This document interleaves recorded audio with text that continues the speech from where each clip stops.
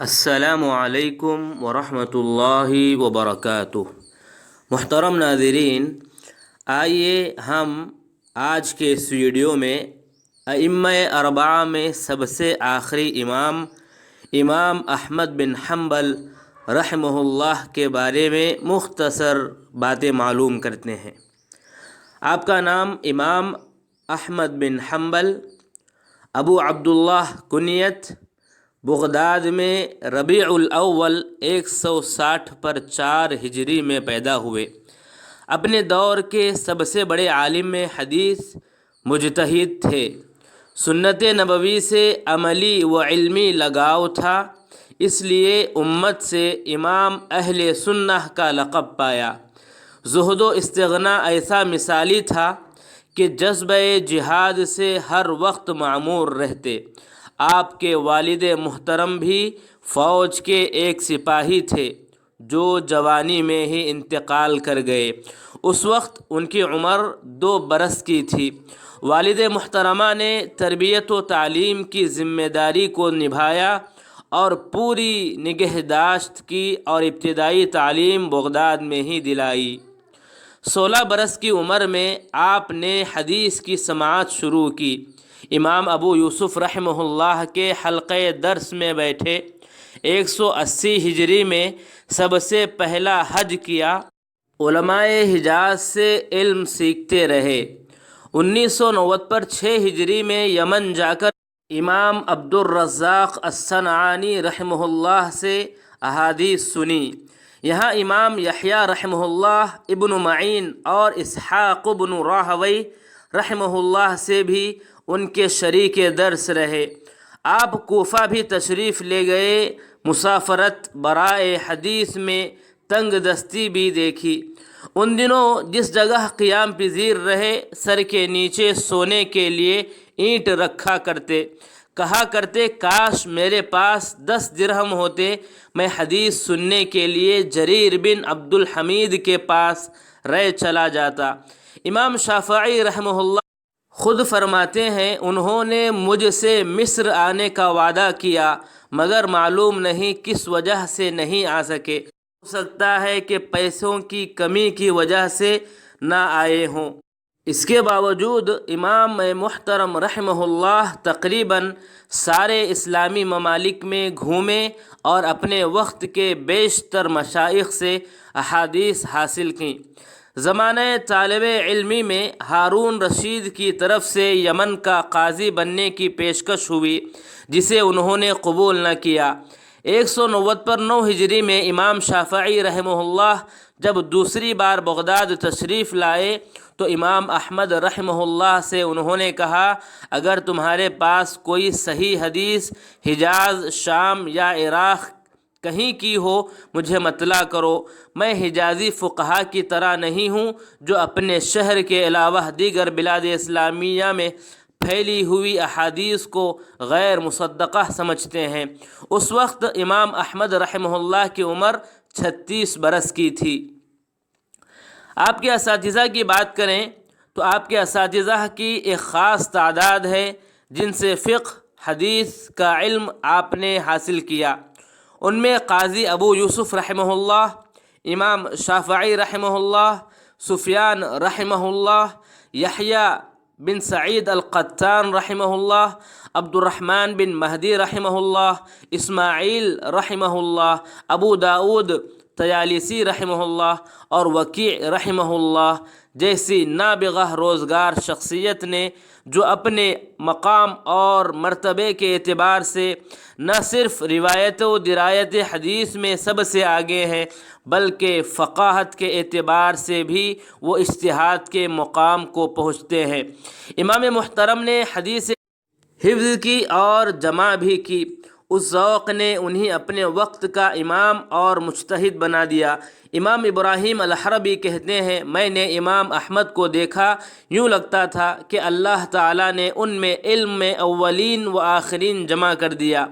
امام شافعی رحمہ اللہ فرماتے ہیں، میں جب بغداد سے نکلا تو اپنے پیچھے سب سے زیادہ متقی اور فقیہ انسان احمد رحمہ اللہ کو چھوڑا۔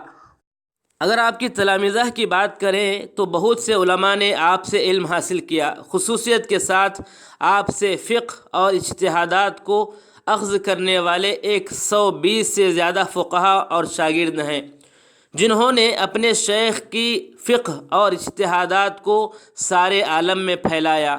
ان میں ان کے اپنے بڑے صاحبزادے صالح بن احمد ہیں، جنہوں نے اپنے والد محترم سے علم فقہ اور حدیث کو مکمل کیا، اور دیگر اساتذہ سے بھی وہ مستفید ہوئے۔ 260 پر 6 ہجری میں ان کا انتقال ہوا۔ ابو بکر احمد رحمہ اللہ بن محمد الخراسانی، جو الاسرم کے نام سے معروف تھے، انہوں نے بھی امام احمد رحمہ اللہ سے بہت سے فقہی مسائل روایت کیے ہیں، اور بہت سی احادیث بھی اپنے وقت کے فقہا اور حفاظ میں شمار کیے جاتے تھے۔ سن 270 پر 3 ہجری میں آپ فوت ہوئے۔ ایک اور شاگرد عبد الملک ابن عبد الحمید ابن مہران المیمونی، جو امام محترم کی صحبت میں 20 سال سے زائد عرصہ تک رہے، امام محترم کے شاگردوں میں یہ بہت جلیل القدر شمار ہوتے ہیں۔ ان کا انتقال سن 270 پر 4 ہجری میں ہوا۔ اسی طرح امام بخاری رحمہ اللہ، امام مسلم رحمہ اللہ اور امام ابو داؤد رحمہ اللہ بھی آپ کے شاگردوں میں شمار ہوتے ہیں۔ امام بہقی رحمہ اللہ لکھتے ہیں، امام احمد رحمہ اللہ اپنے چچا اور اپنے بیٹے کے پیچھے نماز نہیں پڑھا کرتے تھے، اور نہ ہی ان میں سے کسی کے گھر کھانا کھاتے۔ وجہ یہ تھی کہ ان دونوں نے بادشاہی مناصب قبول کر رکھے تھے۔ بڑے تاجر آ کر آپ کی خدمت میں دینار پیش کرتے، مگر بالکل قبول نہ کرتے۔ یمن میں طالب علمی کے دوران ان کی مالی حالت بہت کمزور تھی۔ آپ کے شیخ امام عبد الرزاق رحمہ اللہ نے اس خبر پر جب خاموشی سے ان کی مٹھی میں کچھ دینا چاہا تو لینے سے انکار کر دیا، اور کہا، اللہ میری ضروریات پوری کر دیتا ہے۔ ان کی صحبت لوگوں کو آخرت یاد دلاتی تھی، دنیاوی باتوں میں بالکل نہیں الجھتے تھے۔ متوکل کون ہوتا ہے، اس کی تعریف کرتے ہوئے فرمایا، جو غیر اللہ سے ہر قسم کی توقعات ختم کر دے۔ دلیل پوچھی گئی تو فرمایا، سیدنا ابراہیم علیہ السلام جب منجنیق پر چڑھائے گئے تو جبریل امین نے آ کر مدد کے لیے کہا تو فرمایا، ہاں مدد چاہیے مگر تم سے نہیں۔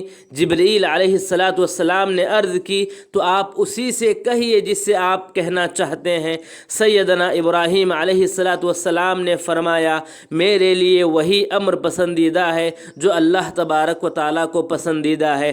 فرمایا کرتے، فقر ایک ایسا عظیم مرتبہ ہے جسے اکابر کے سوا اور کوئی نہیں پا سکتا۔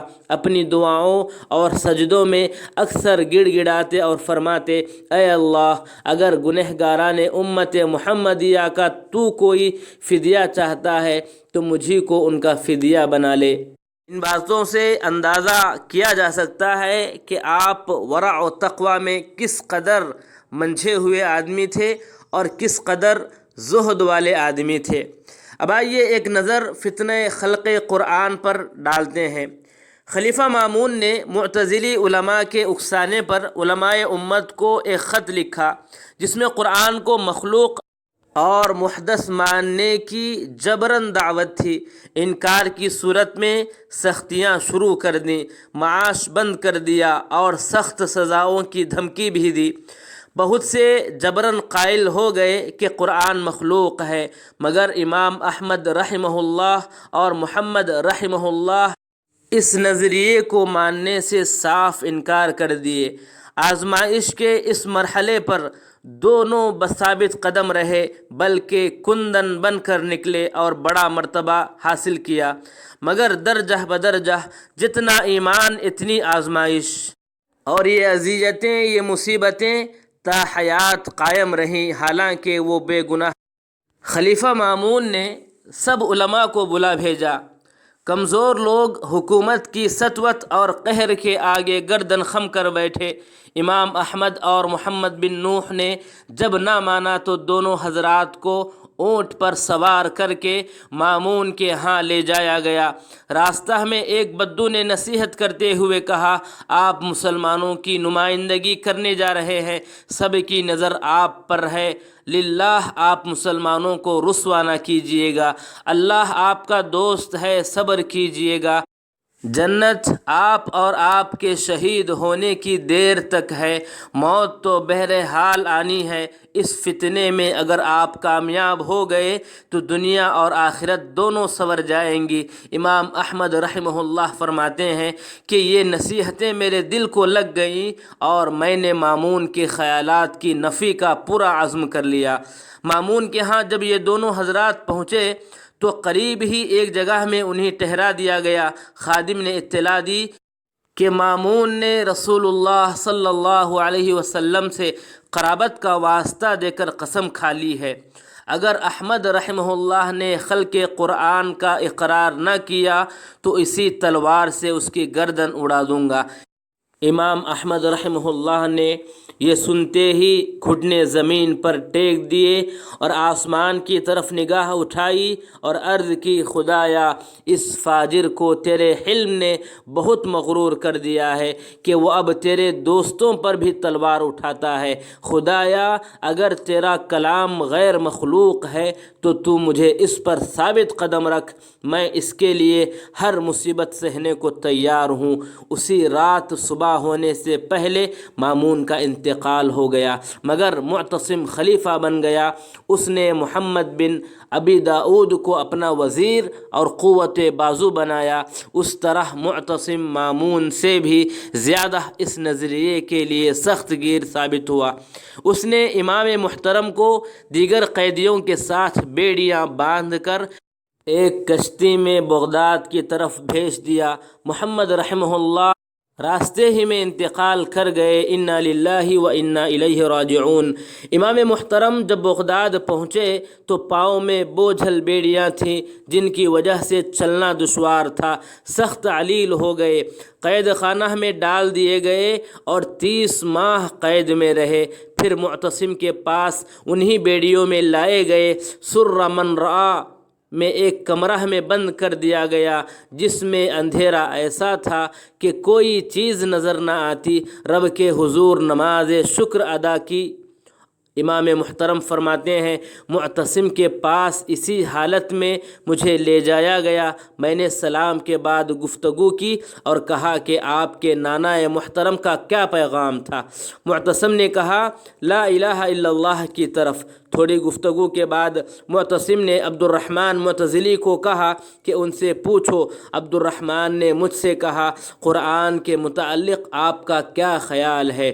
فرماتے ہیں میں چپ رہا، لیکن معتصم نے اصرار کیا، جواب دو تو میں نے کہا، باری تعالیٰ کے علم کے بارے میں تمہارا کیا خیال ہے؟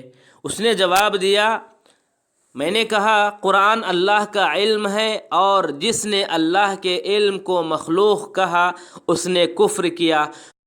کفر کے لفظ سے وہاں موجود جماعت بڑی سیخ پا ہوئی اور معتصم سے کہا، دیکھیے اس نے آپ کو اور ہم سب کو کافر کہہ دیا، مگر معتصم نے توجہ نہ دی۔ پھر عبد الرحمن نے سوال کیا، یہ بتاؤ ایک زمانہ تھا جب اللہ تھا اور قرآن نہ تھا؟ میں نے جواب میں کہا، کیا ایسا تھا کہ خدا تھا اور اس کا علم نہ تھا؟ عبد الرحمن چپ ہو گیا۔ بہرحال وہ جو دلائل دیتے میرے سوال یا جواب میں وہ خاموش ہوتے رہے اور بدتمیزی و بد کلامی بھی کرتے رہے اور خلیفہ کو بہکاتے بھی رہے۔ میں کہتا دین کی بنیاد کتاب و سنت کے علاوہ کسی تیسری چیز پر نہیں ہے، مگر ابن ابی داؤد کہتا بحث کا دار و مدار نقل کے علاوہ عقل پر بھی ہونا چاہیے۔ اسی طرح دوسرے اور تیسرے دن گفتگو ہوتی رہی۔ آخری دن امام محترم کی آواز ان سب کی آوازوں سے بھاری اور اونچی رہی جو معتزلی فقہا اور قضات کی تھی۔ وہ لاجواب رہے اور خلیفہ مجھے یہی کہتا رہا کہ تم میرے مسلک کی تائید کرو کرو میں تمہیں مقرب خاص بنا لوں گا۔ میں نے یہی کہا کہ اگر کوئی دلیل قرآن و حدیث سے پیش کر دیجئے تو میں ماننے کے لیے تیار ہوں۔ بعد ازاں خلیفہ نے میرے ہاتھ پاؤں بندھوا دیے اور مجھے کوڑے برسوائے۔ میں بار بار بے ہوش ہوا۔ جب پہلا کوڑا برسا میں نے بسم اللہ کہا، جب دوسرا پڑا تو لا حول ولا قوت الا باللہ کہا، اور جب تیسرا پڑا تو کہا قل لن یصیبنا الا ما کتب اللہ لنا۔ بے ہوش ہوتا تو چھوڑ دیا جاتا، ہوش میں آتا تو دوبارہ مارنا شروع کر دیتے۔ میں جلد بے ہوش ہونے لگا تو معتصم ڈر گیا کہ کہیں اب یہ فوت ہی نہ ہو جائیں۔ اس نے ضرب بند کرا دی۔ جب ہوش آیا تو معتصم کے ایک کمرہ میں خود ہی کو پایا، بغیر سلاسل کے آزاد بھی تھا۔ یہ واقعہ 25 رمضان 221 ہجری کا ہے۔ مجھے گھر پہنچانے کا خلیفہ نے حکم دیا۔ راستہ میں اسحاق بن ابراہیم کے ہاں ٹھہرے۔ کہتے ہیں کہ میں صائم تھا، کپڑے خون آلود تھے، اسی حالت میں نماز ادا کی۔ ابن سمعہ نے کہا کہ آپ ان خون کے کپڑوں میں نماز ادا کی؟ میں نے کہا ہاں، سیدنا عمر رضی اللہ تعالی عنہ نے خون بہنے کی حالت میں نماز ادا کی، حالانکہ ان کے زخم کا خون فوارہ کی صورت میں نکل رہا تھا۔ کوڑوں کے ضرب کی وجہ سے ہاتھ اور ہونٹوں پر سردی کا اثر تا وفات رہا۔ امام ابن مدینی رحمہ اللہ نے آزمائش کی اس گھڑی پر امام کی ثابت قدمی پر کہا، اللہ تعالیٰ نے اسلام کو 2 بندوں کی وجہ سے بڑی عزت عطا فرمائی۔ یوم الردہ یعنی جنگ یمامہ کے دن ابو بکر رضی اللہ تعالی عنہ سے ثابت قدم عطا فرمایا، اور امام احمد رحمہ اللہ سے جنہوں نے آزمائش کے موقع پر اسلام کو سرفراز فرمایا۔ امام بشر الحافی فرماتے ہیں کہ امام احمد رحمہ اللہ نے اس امت میں نبوت کے فرائض سر انجام دیے ہیں۔ ابو الولید الطیالسی فرماتے ہیں اگر احمد رحمہ اللہ بنو اسرائیل میں پیدا ہوتے تو کچھ بعید نہ تھا کہ وہ نبی ہوتے۔ اب آئیے آخری بات کریں کہ 240 پر 1 ہجری ربیع الاول میں مرض الموت میں مبتلا ہوئے اور 70 پر 7 کی عمر میں اس دار فانی سے کوچ کر گئے۔ انا للہ و انا الیہ راجعون۔ اللہ سے دعا ہے کہ اللہ تبارک و تعالی امام احمد رحمہ اللہ کی تمام خدمات کو قبول فرمائے اور ان کو ان تمام خدمات کا بہترین بدلہ عطا فرمائے اور آخرت میں جنت الفردوس میں اعلیٰ مقام عطا فرمائے۔